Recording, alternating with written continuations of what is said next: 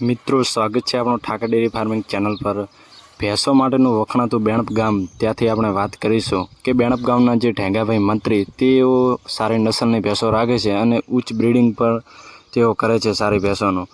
જેઓ સારી ભેંસો રાખી અને તેઓ દૂધ ઉત્પાદનમાં ખૂબ જ સફળતા મેળવે છે અને દર વાર્ષિકની જેમ તેઓ વધુ દૂધ પણ ભરાવે છે। તમે જોઈ શકો છો ભેંસોનો સ્ટ્રક્ચર અને સારા દૂધવાળી તેઓ ભેંસો પણ રાખે છે અને વેપાર પણ કરતા હોય છે।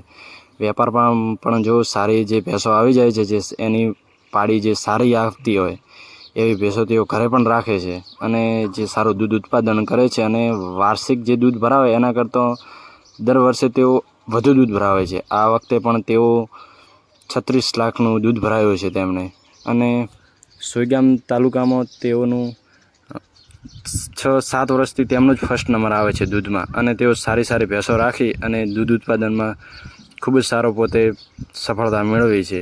એમ તમે પણ સારી ભેંસો રાખો અને સારી ભેંસો જોઈએ તો તેઓ પણ તેમનો કોન્ટેક્ટ પણ કરી શકો છો। તેઓ બંનેમાંથી સારી ભેંસો લાવે છે અને વેપાર પણ કરે છે। એમ જો આપણે પણ જો સારી ઓલાદ તરફ જાશું તો 100% આપણે પણ સારી ભેંસોથી આટલું આપણે પણ દૂધ ભરાવી શકશું। જો સારી આપણે ભેંસો રાખશું તો આપણે તેની પાડી આવે તેનો ઉછેર તો 100% કરવો જ પડશે, કારણ કે બંને ભેંસની કિંમત છે એ ખૂબ જ વધુ હોય છે। જેથી ઉછેર કરશો તો આપણે વધુ સફળતા મળશે અને જેમ વર્ષ 1.5 વર્ષ થાય તો સારી પાડી પણ આપણા ઘરે તૈયાર થઈ જાય, જેથી એ પણ આપણને દૂધ ઉત્પાદનમાં સારો લાભ આપી શકે। એટલે જો આપણે સારી ભેંસ હશે તો એને સારું બીજ મુકાવશો તો 100% સારા સિમેન્ટની જે પાડી આવે એનો ઉછેર કરવાથી આપણે 100% સારો ફાયદો પણ થઈ શકે છે। જો આપણા ઘરે જો સારી પાડી હશે જે ઓલાદની હશે ને તેનો તો વરાક કચ્છમાં જે બંને ભેંસ કહેવાય ને એવું ને એવું થશે। અને જો આપણે ઘરે મોટો તબેલો હોય તો એને ભલે એને કામ કરવાવાળો તો રાખેલો હોય પણ ખરેખર આપણે તેના ઉપર તો બધી જવાબદારી કે નજર હેઠળ રાખવું જ જોઈએ।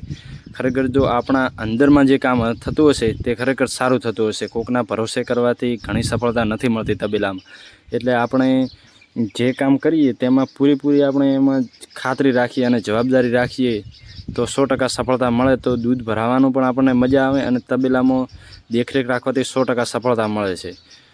તો તમે જોઈ શકો છો કે આ જે પહેલિયતમાં પણ વાછડી છે જે ભેંસ વિયાણી એનો સારો સ્ટ્રક્ચર છે, જેનો બાવલો પણ સારો છે। એમ જો સારી નસલની હશે તો 100% આપણે વધુ દૂધ આપશે અને ભેંસ ઠંડી પણ હશે જે કચ્છ વિસ્તારની। મિત્રો ભેંસો તો દરેક સારી આવે છે પણ જે બંને ભેંસ કહેવામાં આવે તે ખરેખર દૂધ ઉત્પાદન પણ સારું આપે છે અને ઠંડી ભેંસ હોય છે અને તે ખૂબ જ એમ આપણે દૂધ ભરાવા માટે ખૂબ જ સારી ભેંસ કહેવામાં આવે છે અને તે લાંબા ટાઈમ સુધી દુવા પણ આપે છે। અને જો વાછડ આપણે જે પાડીઓ ઉછેર કરીએ તેને જો આપણે 2 ટાઈમ સારું એને ખાણ આપીએ, વિકાસ થાય એટલો ખોરાક આપીએ તો 100% તે 1.5-2 વર્ષમાં પાડી 100% તૈયાર થઈ શકે છે। તમે રૂપ એ પાડીનો જોઈ શકો છો કે તેમને કેટલી એક એમનું ખાસ તો એ જ છે કે દરેક જે પાડી હોય કે ભેંસ હોય જે ગાભણ હોય કે જે થોડા 2-3 મહિનાની કાચી હોય એ દરેકને ખોરાક આપે છે, ખોણ મૂકે છે તેને 2 ટાઈમ અને તે ઢેગાભાઈ મંત્રી તેને પાસે રહીને જ ખોણ મૂકે છે। એટલે ખરેખર જે આપણે એની નજર હેઠળ આપણે કામ કરીએ તો 100% સફળતા મળે છે। તમે જોઈ શકો છો બધી ભેંસો છે એક ભેંસથી ચડિયાતી ભેંસો છે અને તેમને 36 લાખનું દૂધ પણ ભરાયું છે અને હાલમાં પણ તેમનું 80 થી 90 લીટર જેટલું એમને દૂધ હાજરમાં પણ જાય છે। એટલે મિત્રો જો આપણી ચેનલમાં નવા હોય તો સબસ્ક્રાઈબ કરી દેજો અને તમને સારા વિડીયો અને 100% સારી માહિતીના વિડીયો મળી રહેશે।